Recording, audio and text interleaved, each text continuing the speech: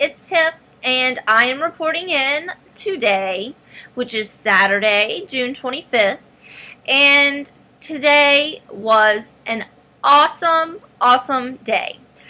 I thought I was tired yesterday, but today I am so exhausted, and I'm ready to go to sleep.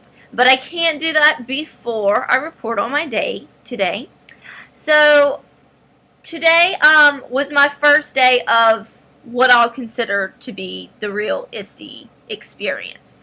And it started off this morning with EduBloggerCon, which I was able to attend a little bit of. I was able to go and spend some time socializing and meeting some of my peeps, which was awesome.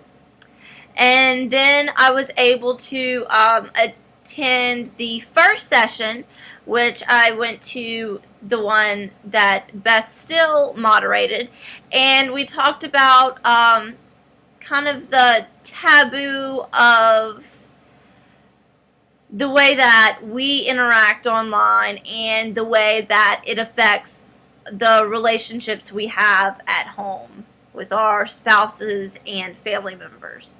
So it was good to be able to talk about that and talk about the issues that we have with others who understand.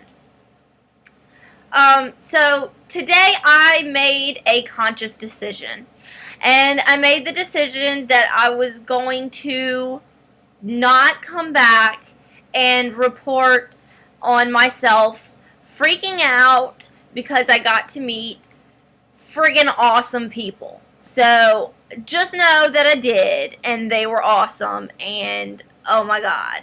But I'm really coming to the point now where I realize that it's not about me meeting people that I admire. It's about me putting myself out there and participating and contributing and being a part of the experience as a whole. So I am going to put aside my giddy little girl, I want to jump up and down and be all silly because I'm meeting people that I really look up to, and I'm just going to be cool, you know, as cool as I could possibly be, which is not very cool. But anyway, so I'm glad I said that. Now, after EduBloggerCon, we skipped out early, and I was able to tag along with Diane Cordell and Kathy Jo Nelson. If I were going to be really excited and squeal and all that, cue the squeals, because yay. But that was really fun. We had lunch, and then we made our way over to the university where the TED Talks were going to take place.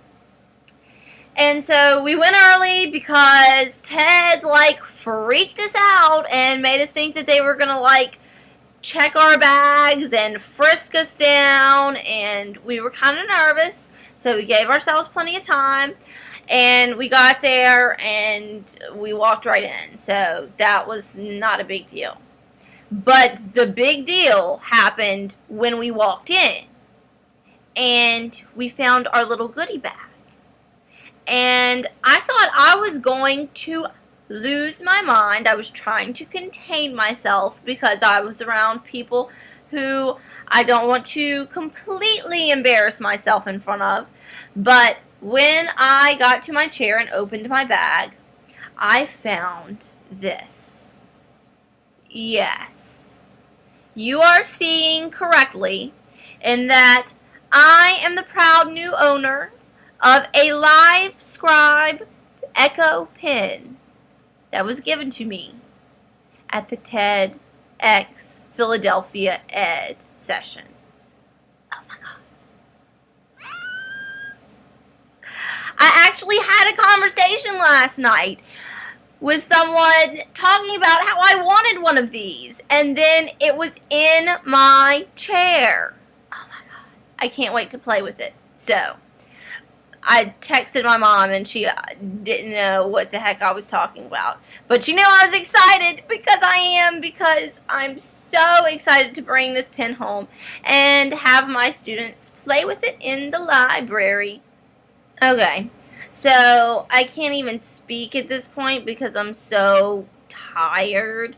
And I just went on the tirade about my Live Scribe pen and how much I love it. But anyway, I wanted to touch quickly on the talks that we were able to hear. And there was just an awesome lineup and series of presenters at TEDx that we were able to hear from. There were some technical difficulties, and that was kind of frustrating. I was frustrated because I could imagine how nervous I would be, and then how, my microphone not working and the clicker not clicking my slides would just totally throw me off. But that aside, they all did an incredible job. So the first person to share was Barbara Chandler Allen, who is the founder of a nonprofit group called Fresh Artists. And what they have done is they realized the need that there was for art supplies in Philadelphia schools. And to fill that need, what they've done is they have taken the artwork from children in those schools, within Philadelphia schools, and they sell that artwork, and they've been decorating like industrial offices and things like that with this artwork, and the money that they make from that they are able to put back into the school art programs. I mean, some incredible, amazing things are going on. I put that link into my live binder for ISTE, so you can check that out. The next talk was the one that I was most looking forward to, because it is the library goddess herself, our Geek Tribe leader, Dr. Joyce Valenza. And she did such a great job of talking about how we've experienced this shift in research and the way that we seek out information. She used this little story of, in 1989, Sally Madonna, and the way that she was looking for information using all of the old school card catalogs and going through, the books and looking for information, and having her librarian help her find what she needed. And then in, I think it was 2001, we had Sally Spears, who the internet was out there for her to use, and she had resources like Wikipedia and Google where she could go and search and find the information that she needed. And then in 2011, we have Sally Gaga, who is looking at information in a totally new way, and not just finding what she needs online, but taking it and remixing and creating and sharing, which is exactly what we as teacher librarians are supposed to be doing. We're supposed to be guiding our students to that, as opposed to just taking the information, regurgitating it, and moving on.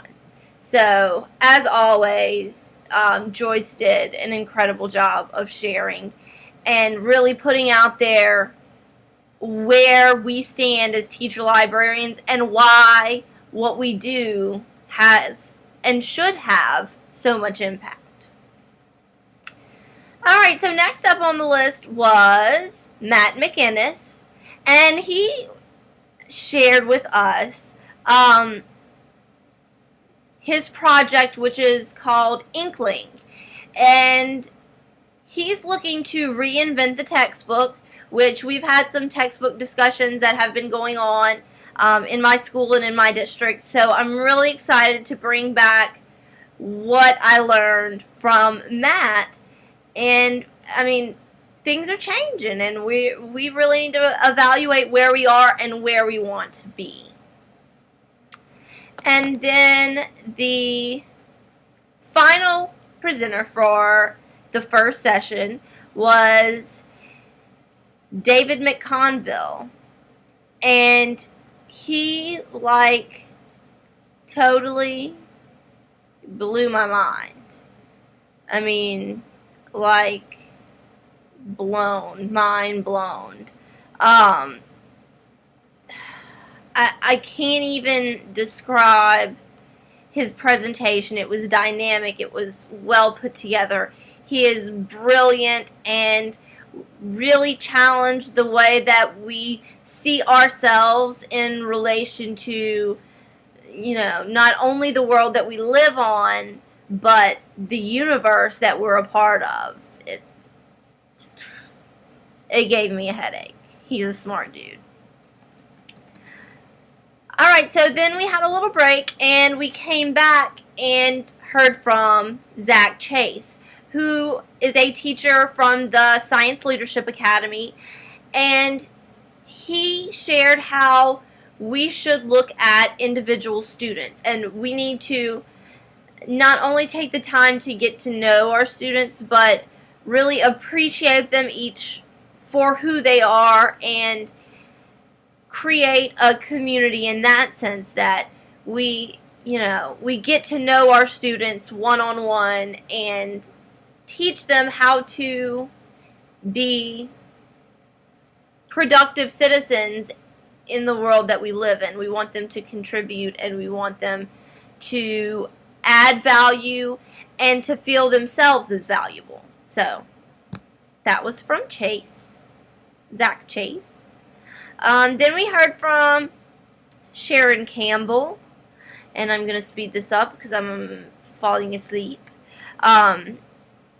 Sharon Campbell shared the way that she came into her teaching career through working with juvenile offenders, and then becoming a actual classroom teacher. She taught art, but the way that she taught and the way that she teaches is, if you could just see the pictures that she shared from her classroom, she's completely project-based and has her students understanding what it means to learn on a global scale and be a part of the global community. So she's done some really great things. We heard from Kristen Swanson, who is one of the founders of Ed Camp Philly. And this got me really, really excited for Ed Camp Louisiana, which is coming up in just a few short weeks. On July 9th, I am one of the organizers of Ed Camp Louisiana, along with my friend Paula Noggle and Valerie Burton, Carl Gaines, and Brian Mull. And I'm really excited about that event. It's coming up fast, but Ed Camp is such a different way for teachers to come together and learn from each other. And I'm really excited about being part of giving teachers in Louisiana the opportunity to experience something like this, because this is something that we've never had before. So thank you, Kristen, for sharing what you've learned and inspiring us to take the Ed Camp model and bring it to our hometowns, which we are doing.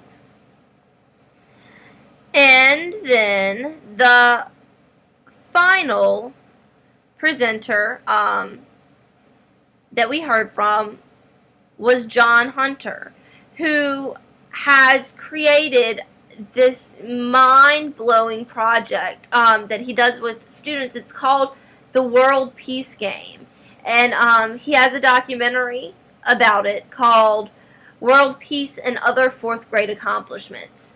And he has a video that you can go and watch on TEDx, and you need to watch it. I can't do him justice. The way that he leads his students to understanding is just phenomenal. So after that, I ended up going to dinner and having amazing conversations over dinner. I'm just exhausted. I mean, my poor little brain has worked so much today, and I know it's going to do the same thing tomorrow. So I am going to get as much sleep as I can tonight and wake up in the morning and finish my literature reviews for my thesis. And then the afternoon will be spent at the ISTE kickoff. So I'm excited and happy to report back with you. And I am going to sleep, and I will see you tomorrow. Thanks for sticking with me if you've stuck through this entire crazy video. Bye.